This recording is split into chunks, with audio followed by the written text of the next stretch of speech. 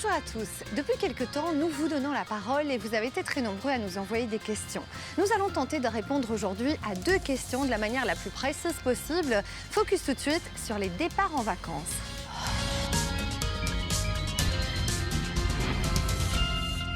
Bonjour, je vais partir en voyage pour la première fois en camping-car et je me demandais s'il y avait une législation particulière pour ce type de véhicule et à quoi il fallait être attentif.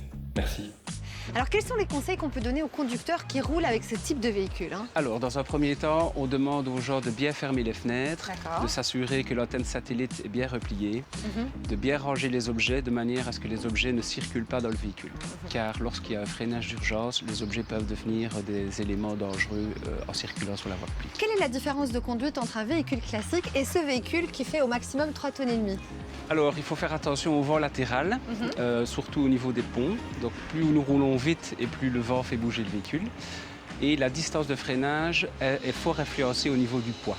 Donc, plus vous chargez votre véhicule et plus vous allez avoir une distance longue pour arrêter le véhicule en cas de freinage d'urgence. Quelle est la vitesse maximum autorisée avec ce type de véhicule? Alors, dans un premier temps, le véhicule est en catégorie B, donc la vitesse de roulage est identique à un véhicule.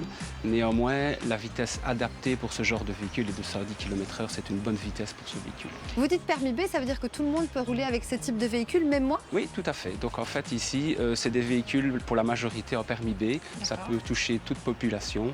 Il n'y a aucun problème de ce côté-là. Est-ce que si je suis à l'intérieur, je peux me déplacer alors que le conducteur est en train de rouler? Certainement pas. Donc, il est interdit de circuler dans le véhicule. D'ailleurs, on a des ceintures de sécurité. C'est bien pour être attaché pour la circulation. J'ai souvent entendu parler de MMA, ça veut dire quoi? Alors, la MMA, c'est le poids que le véhicule ne peut pas dépasser.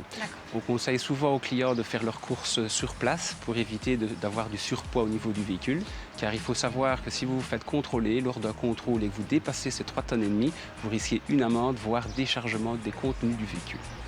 Olivier, autre point important, c'est la répartition du poids dans ce type de véhicule. Comment fait-on? Alors c'est important dans tout véhicule, y compris dans un camping-car. Donc on va plutôt mettre le poids centré, près des essieux, pas tout sur l'arrière par exemple, ou tout sur l'avant.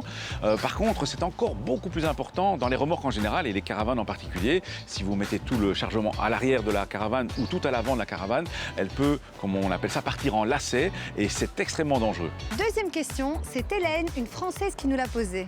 Bonjour. Quelle est la législation concernant les porte-vélos sur les camping-cars en Belgique? La réglementation pour les camping-cars ou encore les caravanes est la même que pour les voitures. Il n'y a pas grand-chose de spécial. Il faut veiller à ce que le dispositif soit très bien attaché au véhicule, que le vélo soit bien attaché évidemment sur le porte-vélo et de temps en temps vérifier en cours de chemin que ça n'a pas bougé, que ça ne s'est pas dévissé. Pensez aussi que si vous masquez les feux ou l'immatriculation, il vous faudra un rappel des feux et de l'immatriculation sur l'arrière de la remorque. Ce n'est pas le cas ici puisque rien n'est camouflé. Voilà pour cette émission questions-réponses. Merci pour votre fidélité. Contact, c'est terminé pour aujourd'hui. Moi, je vous dis à la semaine prochaine et d'ici là, bonnes vacances.